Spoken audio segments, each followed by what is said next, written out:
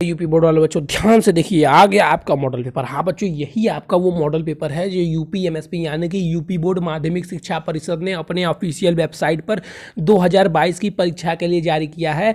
तो अब इस मॉडल पेपर को आप एकदम ध्यान से देखिए, एकदम ध्यान से देखिए। आप ही के लिए मॉडल पेपर में बहुत मेहनत करके लाया हूँ और मैं आपको इस पेपर के बारे में छोटी से छोटी चीज़ें समझाना चाहता हूँ और आप भी इस पेपर को ध्यान से देखिए। चलिए, तो ये हमारा क्या है, मॉडल क्वेश्चन पेपर है। किसने जारी किया है? यूपी एमएसपी ने जारी किया है। किसके लिए? 2021-22 की परीक्षा के लिए, यानी जो आप 2022 में परीक्षा देने वाले उसके लिए।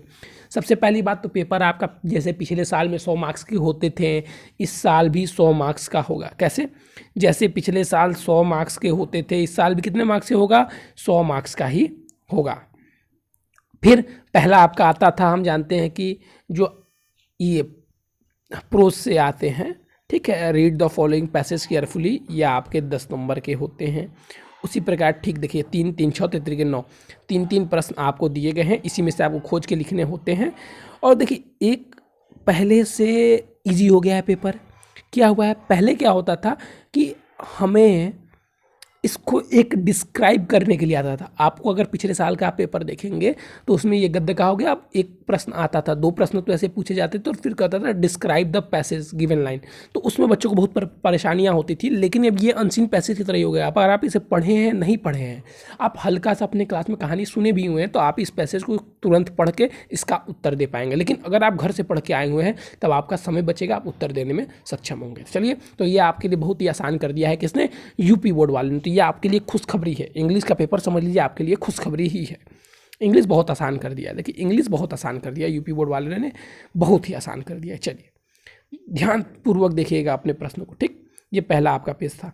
अब हम बात करते हैं आपके दूसरे पेज के बारे में। ये रहा हमारा दूसरा पेज। देखिए, व्हाट इज द गॉड। फिर देखिए उसी से सारे प्रश्न आ रहे हैं। और ये बाप रे बाप, ये आप अगर ध्यान से देखेंगे 3 3 6 9 और ये 12 और 15, मतलब 15 मार्क्स आपको व्हाट इज गॉड, मतलब उसी में से खोज के लिखने हैं आपको, ठीक है।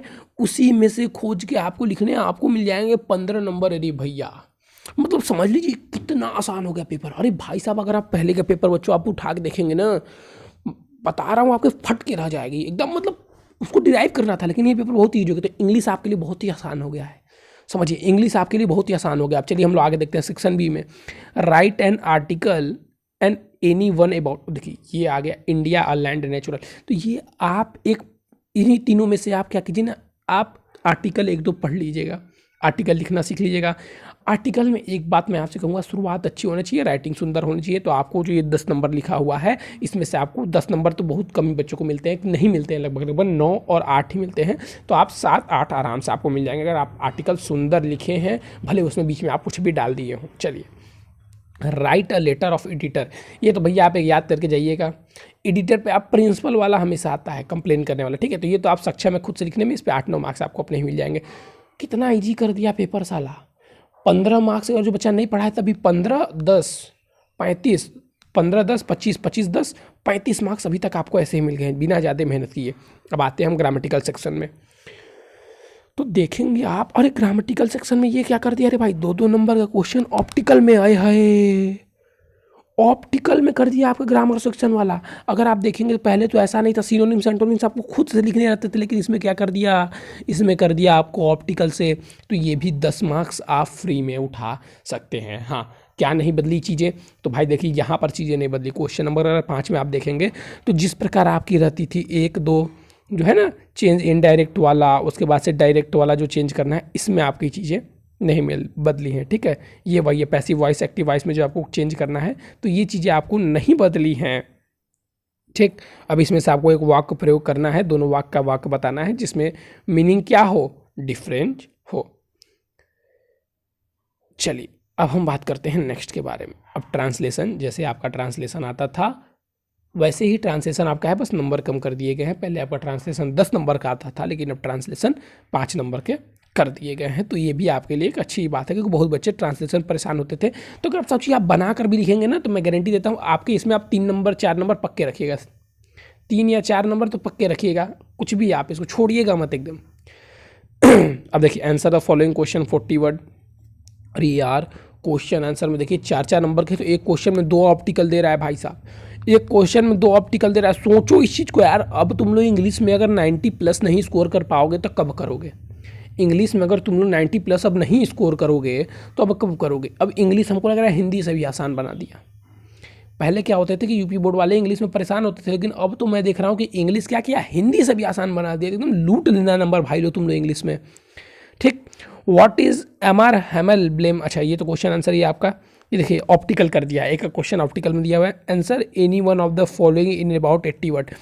अब देखिए 80 वर्ड में इसको आपको 2 क्वेश्चन दिए हुए हैं, इसमें भी आपको एक, मतलब ये लॉन्ग आंसर है आपका, एक देना है आपको आंसर। ठीक, ये भी एकदम आपको ईजी बना दिया। मतलब क्वेश्चन आंसर जितने भी आप देख सकते हैं ऑप्शनल में दिया हुआ है। अब रीड द फॉलोइंग पैसेज। अच्छा ये अब पोएट्री में आ गया। ठीक है, अब पोएट्री में भी आपको क्वेश्चन आंसर, तो इसके लिए तो भाई आपको पढ़ना पड़ेगा पोएट्री। प्रोज में आप बिना पढ़े भी लिख सकते हैं, लेकिन पोएट्री में, प्रोज में मैंने तो आप बिना पढ़े एकदम सटीक लिख सकते हैं। हाँ आपका समय बहुत ज़्यादा जाएगा, लेकिन आप थोड़ा मोड़ा सही लिख सकते हैं। लेकिन पोएट्री में तो वो आपका संभव ही नहीं है ना भाई। पोएट्री में तो आपको पढ़ना पड़ेगा, क्योंकि पोएट्री आप रीड कर सकते हैं, समझ नहीं सकते हैं। और प्रोज की ऐसी होती है कि प्रोज आप पढ़ के थोड़ा मोड़ा समझ सकते हैं, लेकिन पोएट्री आपको समझनी पड़ेगी।